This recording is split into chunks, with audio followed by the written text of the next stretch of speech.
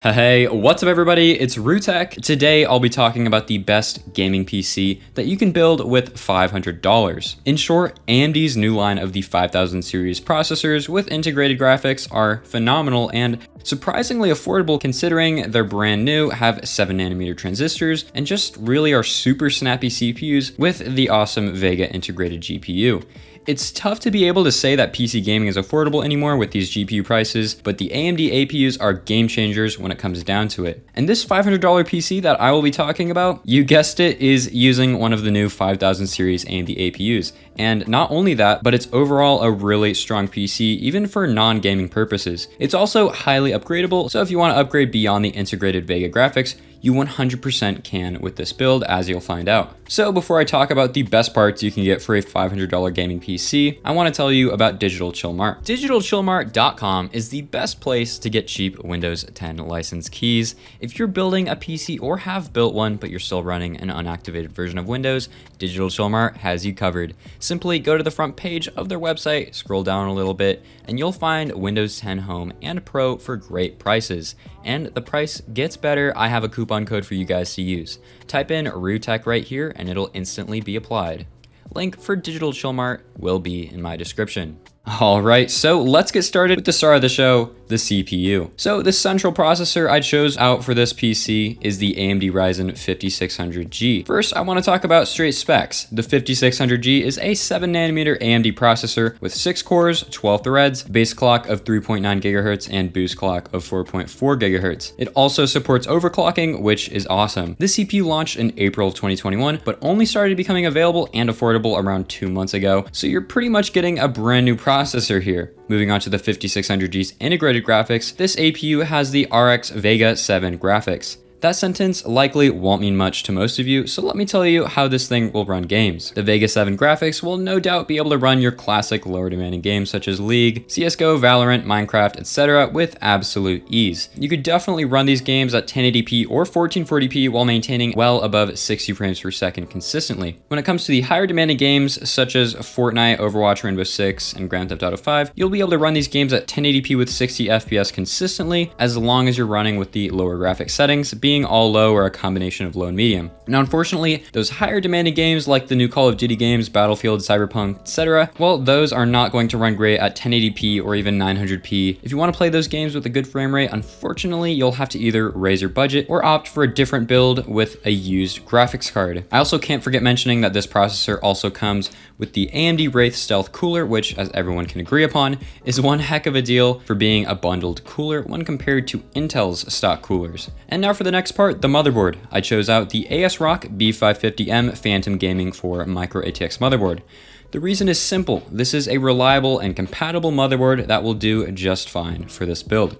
Nothing extreme is really needed for this PC, so this simple board is great for all of the parts that I chose out. It has 4 DIMM slots, so memory will be easy to upgrade, and 2 M2 slots, so same story with storage, adding more M2 SSD storage will be super easy. It also has a pretty basic run-of-the-mill I/O with a display port, so you can run high refresh rates and resolutions without needing a dedicated graphics card. Also, it's a pretty low-profile, simple-looking board, nothing flashy, but also nothing ugly, which is great because the case I chose out has a glass side panel. Another quick thing I need to mention about this board is that you'll likely have to upgrade the BIOS before being able to use the 5600G with it. Fortunately, this is super easy to do, and there are some fantastic video guides out there that show you exactly how to do it. Watched a few of them, and this video from Greg Salazar explains it perfectly. So yeah, overall, good motherboard. Nothing amazing, but it truly does get the job done where it counts. Next part I want to talk about is the RAM. I chose the ADATA XPG Z1 2x8GB DDR4 3000 MHz CL16 RAM. Of course, I chose 16 GB as any less than that really isn't enough, not only for modern gaming, but also modern tasks when you're multitasking, whether it be for work or leisure. This memory is CL16, which is the perfect latency for this price range. Also, the budget allows for decently fast RAM, so I chose out 3000 MHz, but you certainly should buy a set of 3200 MHz CL16 RAM if you can find it for cheaper or the same price. As of right now, as I make this video, there is none. Next up is storage. It's also worth mentioning that I've used this RAM for a ton of different builds. It's really reliable and really fast.